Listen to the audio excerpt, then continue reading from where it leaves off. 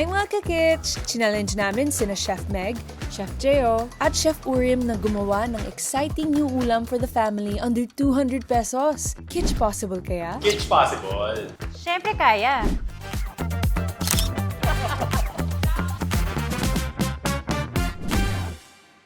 Hi, I'm Chef Jeo, one of the sous chefs for Del Monte Kitchenomics. And I love cooking Nutrilicious recipes. Hi, I'm Chef Urim. I started as an intern and I am now one of the sous chefs of Del Monte Kitchenomics. Hi, I'm Chef Meg Victorino and I'm the executive chef of Del Monte Philippines. I've been with Del Monte for 12 years now, kaya ako ang nagturo sa kanila. Tara, chefs, let's go! Nagulat ako dun.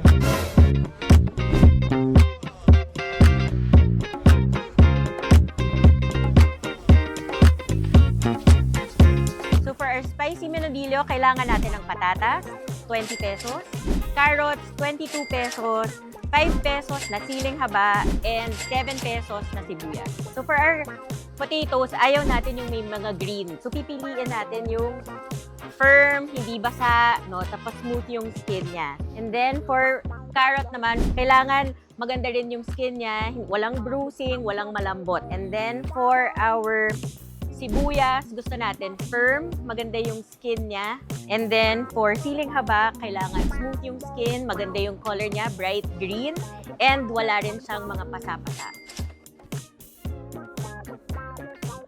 Okay, sa pinakbet, pre-slice na yung vegetables natin. So, tipid sa oras. Nakuha natin yung bawang for 7 pesos, tatlong sibuyas for 17, and lastly, yung ating gulay na hiwa na for 50 pesos. Check lang natin bago tayo bumili. So, yung mga gusto nating katangian dito is, yun nga, dapat red or lightly pink. Ayaw natin yung dark grayish na color. Tapos, amuyin nyo siya. Dapat hindi siya maasim. Dapat pa rin, amoy baboy pa din. And lastly, okay lang yung medyo mamasa-masa pero ayaw lang natin yung slimy para at least alam nating fresh. Giniling na baboy for 50 pesos. Malalaman mo kung maganda yung isda kapag yung mata niya ay maliwanag at hindi siya malabo. Yung amoy naman ng isda ay dapat sariwa, parang amoy dagat. Pagpisil natin ng laman, dapat bumabalik siya sa tunay na anyo. At yung huli, dapat yung hasang niya ay kulay pula o rosas. Tip ka kitsch. Pwede mo i-request sa tindero na hihiwa at linisin ang isda na libre lang. Salamat po. Tara, luto na tayo. Let's unpack yung mga pinamili nating ingredients kanina. First, we have bawang, sibuyas, ground pork, 1 pack ng ating sliced vegetables for our pinakbet, and lastly, our Del Monte tomato paste na rich in lyconutrients to make our everyday ulam Nutrilicious. And now that my pan is hot, add lang natin yung oil and gisa natin yung ating garlic. Kapag nangamoy na yung bawang, that's the time na pwede na natin i-add yung iba nating mga rekado. I choose to prepare pinakbet kasi kumpleto na siya. Meron na siyang protein coming from the ground pork. You have fiber, vegetables. Using our Del Monte tomato paste takes it to another level. Loaded na siya in lyconutrients. Mura pa and alam mong consistent yung magiging lasa ng ulam mo.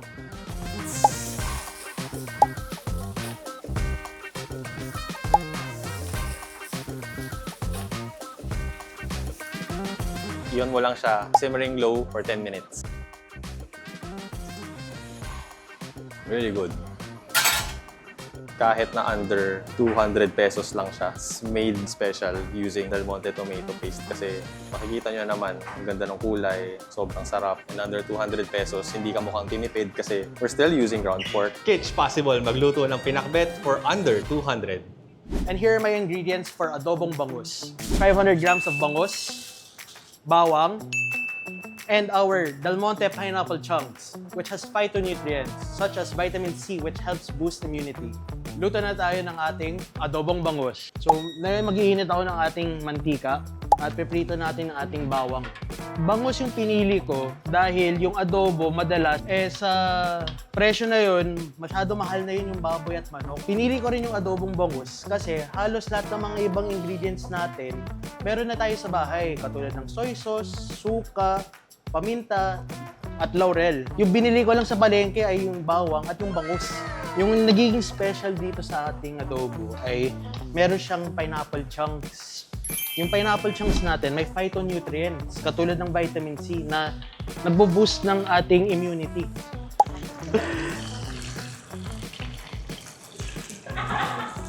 Chef J, ano yan?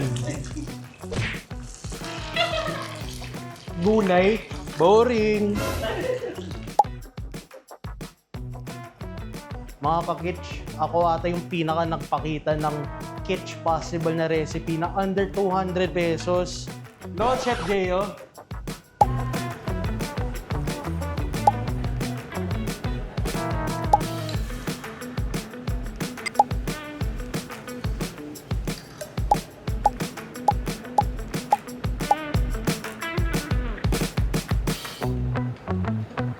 A few moments later.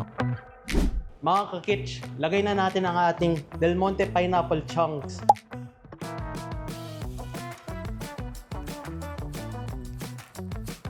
One more minute, tapos kain na tayo. So ilagay na natin ang ating adobong bangus sa ating plate. Tapos wag natin kalimutan ang ating fried garlic. Ito na ang ating Nutrilicious adobong bangus. Under 200 pesos, made kitsch possible with Del Monte. So ito na yung mga nabili natin kanina. We have onions and garlic. We have potato. Meron tayong carrots, siling haba.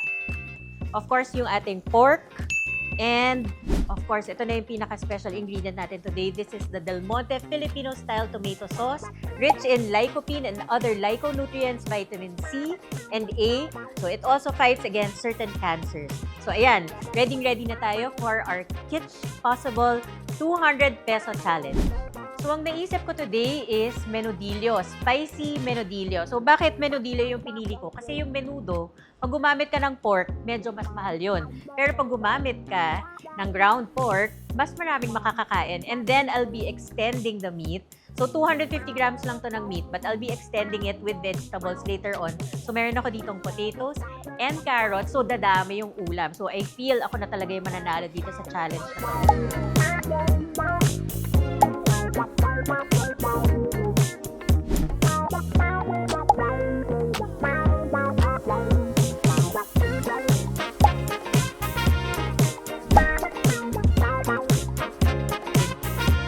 Also, I'll add my chili. Kasi syempre, spicy menudillo. Usong-uso ngayon yung mga spicy. Kahit yung mga kids gusto nila yung spicy, no?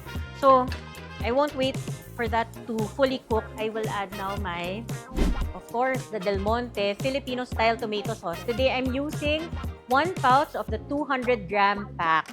So, ayan. Makikita nyo as I pour it, no? Wow, very thick, rich, and deep red talaga. Maganda to kasi right away, maganda na yung kulay ng dish ninyo. So, very attractive, especially for kids. Gusto nila yung makulay talaga. Kitang-kita nyo naman na yung mga ingredients na binili natin well within the 200 peso challenge. So, kayang-kaya talaga. Everything is kitsch possible, of course, with Del Monte. Okay, so this is done. Malambot na yung mga gulay. But, naku, mabigat pala. So, kailangan ko magpatulong. Chef, patulong naman. Yes, Chef. Chef, bigat. Chef, patulong.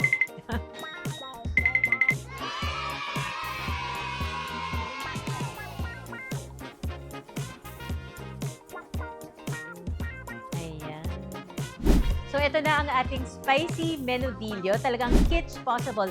Ang new exciting ulam na under 200 pesos. And made Nutrilicious by Del Monte. Yay!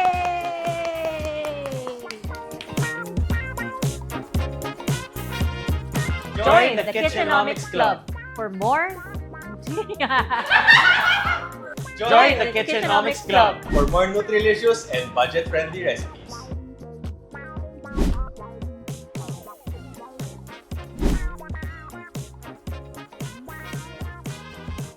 Del Monte Kitchenomics.